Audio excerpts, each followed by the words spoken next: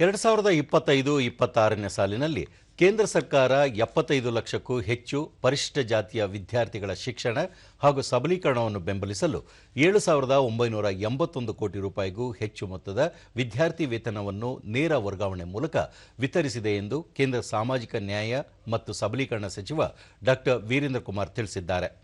ಸಮಾಜದ ಎಲ್ಲ ವರ್ಗಗಳ ಸಮಗ್ರ ಅಭಿವೃದ್ಧಿ ಹಾಗೂ ಸಾಮಾಜಿಕ ನ್ಯಾಯವನ್ನು ಖಾತ್ರಿಪಡಿಸಲು ಸರ್ಕಾರ ಬದ್ಧವಾಗಿದೆ ಎಂದು ಹೇಳಿದರು. ಸಾಮಾಜಿಕ ನ್ಯಾಯ ಮತ್ತು ಸಬಲೀಕರಣ ಇಲಾಖೆಯು ಪರಿಶಿಷ್ಟ ಜಾತಿಗಳಿಗೆ ಸೇರಿದ ಅಂಚಿನಲ್ಲಿರುವ ವಿದ್ಯಾರ್ಥಿಗಳ ಶೈಕ್ಷಣಿಕ ಸಬಲೀಕರಣದ ಮೇಲೆ ಕೇಂದ್ರೀಕರಿಸಿದ ಹಲವಾರು ಯೋಜನೆಗಳನ್ನು ಜಾರಿಗೊಳಿಸುತ್ತಿದೆ ಎಂದು ವಿವರಿಸಿದ್ದಾರೆ. ಇತರೆ ಹಿಂದುಳಿದ ವರ್ಗಗಳು, ಹಿರಿಯ ನಾಗರಿಕರು, ತೃತೀಯ ಲಿಂಗಿಗಳು, ಚರಂಡಿ ಸ್ವಚ್ಛ ಮಾಡುವ ಪೌರ ಕಾರ್ಮಿಕರು, ಆರ್ಥಿಕವಾಗಿ ದುರ್ಬಲ ವರ್ಗಗಳು ಸೇರಿದಂತೆ ಸಮಾಜದ ವಿವಿಧ ವರ್ಗಗಳ ಉನ್ನತಿಗಾಗಿ ಗುರಿ ಹೊಂದಿರುವ ವಿವಿಧ ಕಾಯ್ದೆಗಳು ಹಾಗೂ ಕಲ್ಯಾಣ ಯೋಜನೆಗಳ ಅನುಷ್ಠಾನವನ್ನು ಇಲಾಖೆ ಮೇಲ್ವಿಚಾರಣೆ ಮಾಡುತ್ತದೆ ಎಂದು ಸಚಿವರು ಹೇಳಿದ್ದಾರೆ. ಪರಿಶಿಷ್ಟ ಜಾತಿ ಕಲ್ಯಾಣ ಯೋಜನೆಗಳ ಅಡಿಯಲ್ಲಿ ವೆಚ್ಚ ಸ್ಥಿರವಾದ ಸಕಾರಾತ್ಮಕ ಬೆಳವಣಿಗೆಯನ್ನು ತೋರಿಸಿದೆ.